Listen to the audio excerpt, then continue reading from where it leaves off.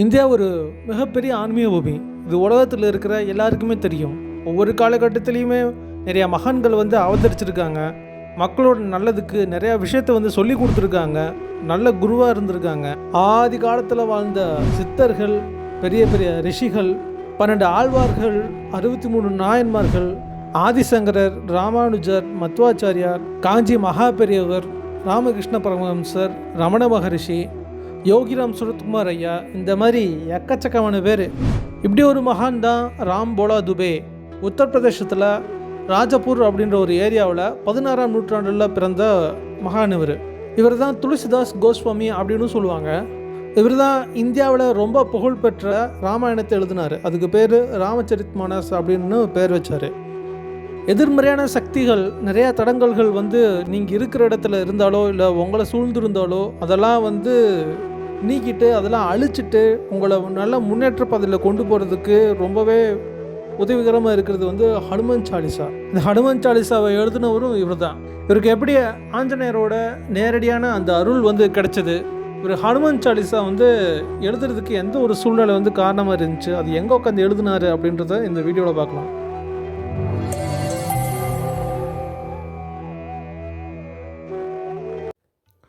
துளசிதாசருக்கு ராமன் மேலே ஒரு அதீதமான அன்பு, ஒரு ஆழமான பக்தி.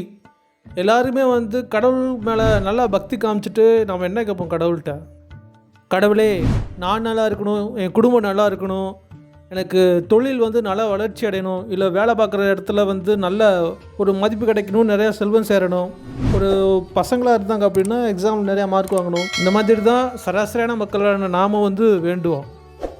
ஆனால் துளசிதாசரோட அதிகபட்ச வேண்டுதலே, அவரோட அதிகபட்சமான விருப்பமே என்ன அப்படின்னா ராமனை நேருக்கு நேர் பார்க்கணும் அப்படின்னு தான் அவரோட விருப்பமாக. இவரோட குரு பேர் நார்ஹரிதாஸ். இவர் தான் துளசிதாசர் சின்ன வயசாக இருக்கும் போது ராமாயணம் சொல்லி கொடுத்துருக்காரு. துளசிதாசரால் ரொம்ப எடுத்தெடுப்புலே ராமாயணம் ஈஸியாக புரிஞ்சுக்க முடியலையாமா. அவரோட குரு பொறுமையாக ஒரு தடவைக்கு 4-5 தடவை திரும்ப திரும்ப அந்த ஸ்லோகத்தை சொல்லி அதோட அர்த்தத்தை சொன்னதுக்கப்புறம் தான் துளசிதாசரால் இந்த ராமாயணத்தை புரிஞ்சுக்க முடிஞ்சான். இதனாலேயே இவர் சாதாரணமான எளிய மக்களுக்கும் இந்த ராமாயணம் போய் சேரணும், சமஸ்கிருதத்தில் படிக்கிறதுக்கான வாய்ப்பு முக்கியமாக பிராமணர்களுக்கு மட்டும்தான் அந்த காலத்தில் இருந்துச்சு, மற்ற சாதாரண மக்களுக்கு கிடையாது. அதனால் அவர் இருந்த காலத்தில் மக்கள் சரளமாக பேசுகிறதுக்கு பயன்படுத்துகிற மொழியில் ராமாயணத்தை எழுதணும்னு சொல்லி முடிவு பண்ணி எழுதியிருக்காரு. அவர் எந்த மொழியில் எழுதினார்னா அவதி அப்படின்ற மொழியில் தான் எழுதினார். வால்மீகி ராமாயணத்தில் சொல்லப்பட்டிருந்த விஷயங்கள் எல்லாமே அப்படியே எழுதினாரா அப்படின்னு கேட்டால் கிடையாது.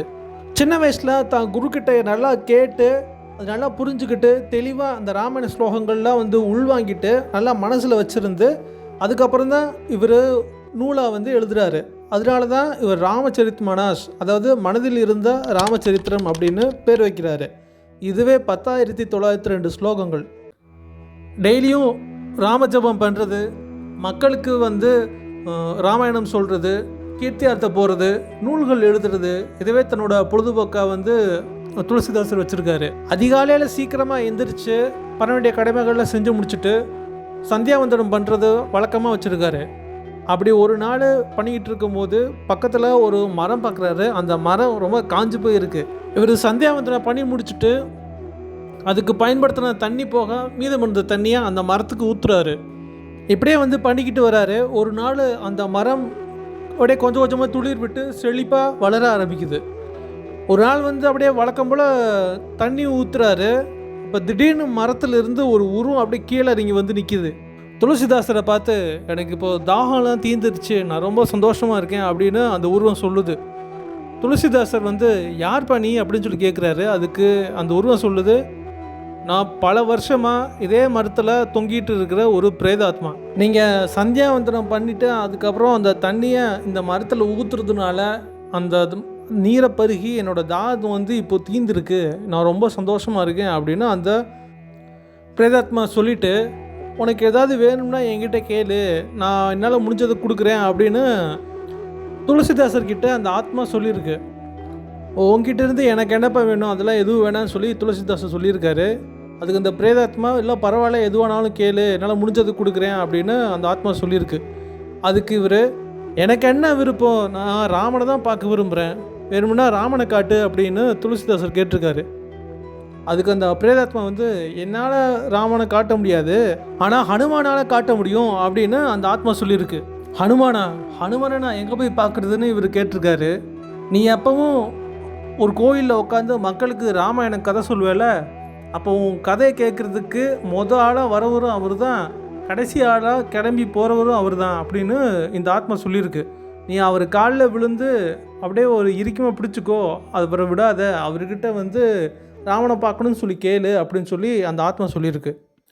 இவ்வளோ நாளாக அவர் கதை சொல்லிகிட்டு இருக்காரு. எப்போவுமே யார் வரா யார் போகிறா அப்படின்றது அவர் கண்டுக்கல. இந்த ஆத்மா சொன்னதுக்கப்புறம் யார் வராங்க முதல்ல அப்படின்னு சொல்லி பார்க்கும்போது ஒரு ரொம்ப வயசான கிழவர் வந்து ஒருத்தர் வராரு. அவர் வந்து ஒரு மூலையில் ஒரு இடத்துல உட்கார்றாரு. மக்கள் எல்லாரும் அப்படி கொஞ்சம் கொஞ்சமாக வர ஆரம்பிக்கிறாங்க. அவர் எங்கே உட்காந்துருக்காருன்னா அந்த கூட்டத்தில் கடைசியில் உட்காந்துருக்காரு. இவரும் வழக்கம் போல் ராமர் கதையை நல்லா சிறப்பாக மக்கள்கிட்ட சொல்லி முடிச்சுட்டு அதுக்கடுத்து கூட்டம் எல்லாம் கிளம்பி போகுது. அவர் இந்த பெரியவர் மட்டும் இருக்கிறாரு. கூட்டம் எல்லாம் கிளம்பி போனதுக்கப்புறம் அப்படியே பொறுமையாக இந்த பெரியவர் எந்திரிச்சு போகிறாரு. துளசிதாசரும் அந்த பெரியவரை பின்தொடர்ந்து அப்படியே போய்கிட்டு இருக்காரு. அந்த பெரியவர் எங்கே போனார் அப்படின்னா சங்கத் மோச்சான் ஹனுமன் கோயில் இப்போவும் அங்கே இருக்குது. உத்தரப்பிரதேசத்தில் வாரணாசியில் வந்து இந்த கோவில் இருக்குது. அந்த கோயிலுக்குள்ளே அந்த பெரியவர் போகும்போது துளசிதாசர் ஓடி போய் அந்த பெரியவரோட காலில் விழுந்து இறுக்கமாக பிடிச்சிக்கிட்டாரு. எனக்கு தெரியும் நீங்கள் யாருன்னு எனக்கு தெரியும், நீங்கள் அது இப்போது வந்து தப்பிக்கவே முடியாது, எனக்கு தயவு செஞ்சு ராமரை காட்டுங்க அப்படின்னு சொல்லி துளசிதாசர் வந்து கேட்டிருக்காரு. அதுக்கப்புறம் தான் அனுமார் வந்து துளசிதாசருக்கு அருள் செஞ்சு நீ சித்திரகூடத்துக்கு போ, அங்கே போனால் நீ ராமனை நேருக்கு நேர் கண்ணு பார்க்கலாம் அப்படின்னு சொல்லியிருக்காரு. அப்புறம் ஒரு சித்திரகூடத்துக்கு போய் ராமரை பார்த்து தான் வந்து வரலாறு. இவர் ராமச்சரித்மானஸ் அந்த நூல் எழுதும் போது அந்த முதல் ஸ்லோகங்களில் எந்த ஆத்மா இவர் வந்து அனுமரை பார்க்க வழி அனுப்பி வச்சுச்சோ அந்த ஆத்மாவுக்கு மரியாதை நிமித்தமாக ஒரு நன்றி சொல்லி சில ஸ்லோகங்களில் வந்து எழுதியிருக்காரு. இவர் ராம்சரித்மானஸ் எழுதுனதுனால நிறைய பேர் வந்து இவரோட இந்த நூலை படிக்க ஆரம்பிக்கிறாங்க. இதில் இருக்கிற நல்ல விஷயங்களை வந்து பார்த்து போற்றி இவரோட புகழ் கொஞ்சம் கொஞ்சமாக வந்து பரவ ஆரம்பிக்குது. ஒரு நாள் இவர் நடந்து போயிட்டுருக்கும்போது எதிர்த்தாப்பில் ஒரு இறந்த சடலத்தை சில பேர் தூக்கிட்டு வராங்க அந்த சடங்கு பண்ணுறதுக்கு. அதுக்கு முன்னாடி ஒரு பெண் வந்து நடந்து வந்துட்டுருக்காங்க. இவர் பெரியவராக இருக்கிறதுனால அந்த பெண் இவங்களை பார்த்து வணக்கம் சொல்லி கும்பிட்றாங்க. உடனே இவர் வந்து அந்த பொண்ணை பார்த்து சுமங்கலியாக இருப்போமா அப்படின்னு ஆசீர்வாதம் பண்ணிட்டார். அந்த பொண்ணுக்கு ஒரே ஷாக்கு. என்ன சாமி இப்படி சொல்லிட்டீங்க, இந்தா தூக்கிட்டு வராங்க பாருங்கள், இவர் தான் என்னோடய கணவர், இவர் இறந்து போயிட்டார், நான் இப்போ விதவையாக இருக்கேன், என்னை போய் சுமங்கலியாக இருப்பேன்னு சொல்லி ஆசீர்வாதம் பண்ணுறீங்களே, நீங்கள் சொல்கிறது பொய்யாடிச்சே சாமி அப்படின்னு அந்த பொண்ணு இவர்கிட்ட சொல்லியிருக்காங்க. அதுக்கு இவர் வந்து நான் என்னவா பண்ணுறது, என் வாயிலேருந்து வர வார்த்தை எல்லாமே வந்து ராமனோட செயல், இதில் என்னோடது பங்கு எதுவுமே இல்லை அப்படின்னு சொல்லி அவர் சொல்லியிருக்காரு. அவர் பேசிகிட்டு இருக்கும் போதே சில நொடிகளில் இறந்து போன அந்த கணவர் வந்து அப்படியே தூக்கத்தில் இருந்து எந்திரிச்சு உட்கார்ற மாதிரி எந்திரிச்சு உட்காந்துருக்காங்க. அதை பார்த்த எல்லாருக்குமே வந்து ரொம்ப ஆச்சரியப்பட்டு பயந்து போய் ஓடி இருக்காங்க. அப்படியே இந்த விஷயம் வந்து பயங்கரமாக பரவ ஆரம்பிக்குது. இவரோட புகழும் பரவுது. இதில் ஒரு விஷயம் வந்து கவனிக்கத்தக்கது என்ன அப்படின்னா, ஒரு பெண்ணை பார்த்தாலேயும் அவங்க வந்து விதவையாக இருக்காங்களா இல்லை வந்து சுமங்கலியாக இருக்காங்களான்னு சொல்லி நம்மளால் வந்து சொல்லிட முடியும். ஏன்னா நம்ம நாட்டோட கலாச்சாரம் அப்படி. அப்போது இறந்து போன கணவரோட சடலத்துக்கு முன்னாடி ஒரு பெண் வந்து நடந்து வராங்க. கண்டிப்பாக அவங்க பார்க்குறதுக்கு விதவை மாதிரி தான் இருப்பாங்க. அப்புறம் அவர் பார்த்தாலே தெரியும் தானே எதுக்கு இவர் வந்து சுமங்கலியாக இருப்ப அப்படின்னு சொல்லி ஆசீர்வாதம் பண்ணார் அப்படின்னா, இது வந்து ரொம்ப பழையங்காலம் தொட்டேவும் ஒரு வழக்கமாக இருந்திருக்கு. ஒரு பெண் பெரியவங்களை பார்த்து வணங்கினாங்க அப்படின்னா அந்த பெரியவங்க வந்து அந்த பெண்ணை பார்த்து நீ சுமங்கலியாக இருப்பமா அப்படின்னு சொல்கிறதே வந்து வழக்கமாக இருந்திருக்கு. இந்த விஷயம் வந்து எங்கே பார்க்கலான்னா மகாபாரதத்தில் பார்க்கலாம். மகாபாரத போர் வந்து ஆரம்பிச்சிருச்சு. பாண்டவர்களும் கௌரவர்களும் வந்து குருட்சேத்திரத்துக்கு வந்துட்டாங்க. 2 பேருமே தனித்தனியாக கூடாரம் அமைச்சு தங்கியிருக்காங்க. இதில் திரௌபதி வந்து கிருஷ்ணர்கிட்ட போய் கேட்குறாங்க, கிருஷ்ணா எங்கே பாரு, இந்த போரில் என்னோடய கணவர்கள் யாருமே வந்து இறக்கக்கூடாது, அதுக்கு நீ தான் ஏதாவது வழி பண்ணணும்னு சொல்லி திரௌபதி கிருஷ்ணர்கிட்ட போய் கேட்குறாங்க. கிருஷ்ணன் யோசிச்சுட்டு ஒரு வழி இருக்குதுன்னு சொல்லி சொல்கிறாரு. என்ன அப்படின்னா, எல்லோரும் தூங்குனதுக்கப்புறம் ரொம்ப சீக்கிரமாக யாரு கண்ணிலையுமே வந்து படாமல் பீஷ்மர் தங்கியிருக்கிற இடத்துக்கு போ, அவர் தூங்கிட்டு இருப்பார், முகத்தை காட்டாத, டக்குன்னு அவர் காலில் விழுந்துரு, அவர் காலை பிடிச்சிக்கோ அப்படின்னு சொல்லி சொன்னார். திரௌபதியும் கிருஷ்ணரும் பீஷ்மர் தங்கியிருக்கிற இடத்துக்கு வந்து யாருக்கும் தெரியாமல் வந்து போகிறாங்க. கிருஷ்ணர் வந்து கூடாரத்துக்கு வெளியே நிற்கிறாரு. திரௌபதி கூடாரத்துக்குள்ளே போய் ஆசீர்வாதம் வாங்குற மாதிரி டக்குன்னு பீஷ்மரோட காலை பிடிச்சிக்கிட்டாங்க. பீஷ்மர் முழிச்சு பார்த்து யார் இதுன்னு பார்க்குறாங்க. அது ஒரு பெண்ணுன்னு தெரிஞ்சு போச்சு. காலில் விழுந்துருக்காங்க. சுமங்கலியாக இருப்போமா அப்படின்னு ஆசீர்வாதம் பண்ணிட்டாரு. திரௌபதியோட முகத்தை பார்க்குறாங்க. பீஷ்மருக்கு செம்ம ஷாக்கு. என்னம்மா என்ன காரியம் பண்ணிட்டேன், வாயிலேருந்து இப்படி வார்த்தையை வாங்கிட்டே அப்படின்னு சொல்லி அவர் ரொம்ப கோவப்பட்டிருக்காரு. எதுக்கு இப்படி தந்திரமான வேலை பார்த்துருக்க அப்படின்னு சொல்லி கோவப்பட்டு திரௌபதியை திட்டிகிட்டு இருக்கும்போது கூடாரத்துக்கு வெளியே வந்து பார்க்குறாரு. அங்கே கிருஷ்ணன் நிற்கிறாரு. அடே கிருஷ்ணா, இங்கே நடந்ததுக்கெல்லாம் உன் கள்ளத்தனம் தான் காரணமா? இப்படி தந்திரமாக வேலை பார்த்துட்டேல, நீ வந்து ஆயுதம் எடுக்க மாட்டேன்னு சொல்லியிருந்தல, அந்த சத்தியத்தை நான் முறிக்க வைக்கிறேன் அப்படின்னு சொல்லி அதுக்கப்புறம் தான் பீஷ்மர் வந்து சபதம் போடுறாரு. சரி, நம்ம கதைக்கு வருவோம். பிணமாக இருந்த அந்த ஆணோட உடம்பு வந்து எந்திரிச்சு உக்காந்த உடனே அந்த செய்தி ஊர் ஃபுல்லாக பரவுது. இது அப்படியே கொஞ்சம் கொஞ்சமாக எங்கே போகுது அப்படின்னா அக்பர்கிட்ட போகுது. இந்த மாதிரி வாரணாசியில் ஒரு பயங்கரமான பிராமணர் வந்து ஒருத்தர் இருக்காராம். யாராவது இறந்து போனால் கூட அவர் அப்படியே வந்து உயிரோடு எழுந்திரிச்சு உட்கார வச்சுருவாராம் அப்படின்னு சொல்லிட்டு பேச்சு வந்து பயங்கரமாக போகுது.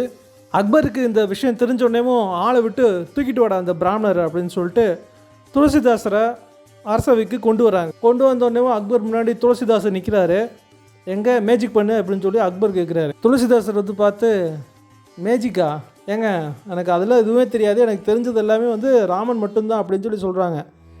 அக்பர் என்னென்னமோ கேட்டு பார்க்குறாரு. இவர் இதே பதில் தான் திரும்பி திரும்பி சொல்கிறாரு. எனக்கு நீங்கள் சொல்கிற மாதிரி மாயாஜாலம்னு எதுவும் தெரியாது அப்படின்னு சொல்லி சொல்கிறாரு.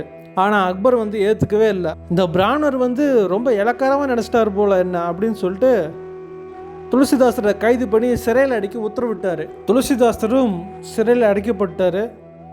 அப்போ தான் சிறையில் ஹனுமன் சாலிசா துளசிதாசரால் எழுதப்படுது.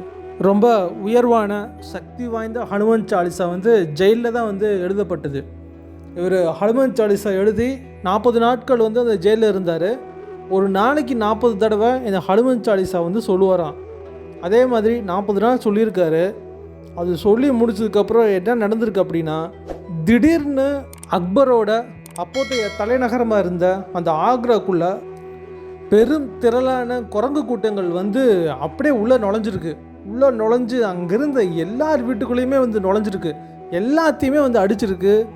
உட்காந்து அப்படியே எல்லா பொருளையும் கிழித்து தூக்கி போட்டு குரங்கு கையில் பூ மாலை கிடச்சான்னு சொல்லுவோம்ல, அந்த மாதிரி எல்லாமே போட்டு நாஸ்தி பண்ணியிருக்கு. இது அப்படியே அந்த குரங்கு கூட்டங்கள் அரசவைக்குள்ளேயும் வந்து வந்துருச்சு. அங்கிருந்து எல்லாத்துக்குமே வந்து அடியாமா.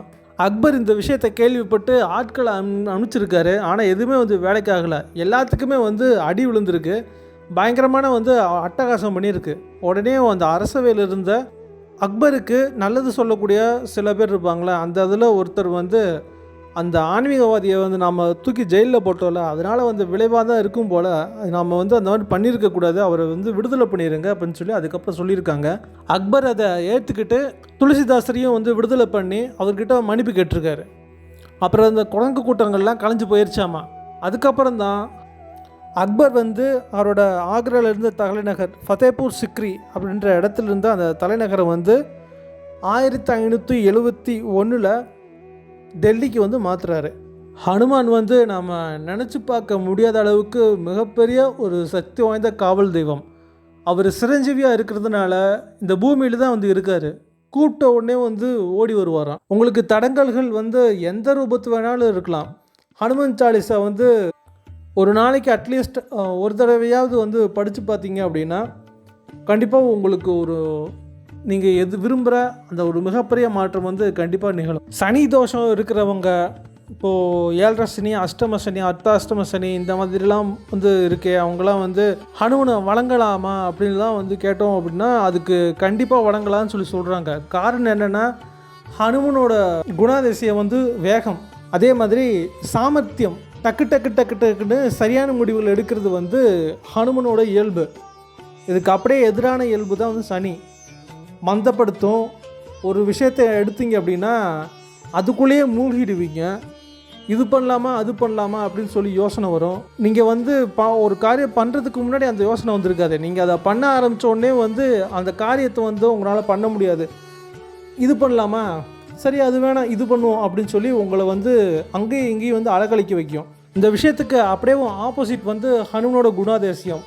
ஒரு டார்கெட்டு வந்து ஃபிக்ஸ் பண்ணியாச்சு அப்படின்னா அந்த டார்கெட்டை சரியான வேகத்தில் சரியான நேரத்துக்குள்ளே சீக்கிரமாக செஞ்சு முடிக்கிறது வந்து ஹனுமனோட ஸ்பெஷல். இதனால தான் சனி பகவானால் ஹனுமனை வந்து பிடிக்க முடியல அப்படின்னு சொல்கிறாங்க. ஸோ இந்த விஷயம் உங்களுக்கு பயனுள்ளதாக இருக்குன்னு நம்புகிறேன். இதே மாதிரி இன்னும் நிறையா இன்ட்ரெஸ்டிங்கான வீடியோஸ் பார்க்கணும் அப்படின்னா tips and tricks Tamil YouTube சேனலை சப்ஸ்கிரைப் பண்ணுங்கள். உங்களுக்கு இந்த வீடியோ பிடிச்சிருந்துச்சு அப்படின்னாலோ, உங்களுக்கு இந்த வீடியோவில் சொன்ன இன்ஃபர்மேஷன் வந்து யூஸ்ஃபுல்லாக இருந்துச்சு அப்படின்னாலோ லைக் பண்ணுங்கள், உங்கள் ஃப்ரெண்ட்ஸ்க்கும் ஷேர் பண்ணுங்கள்.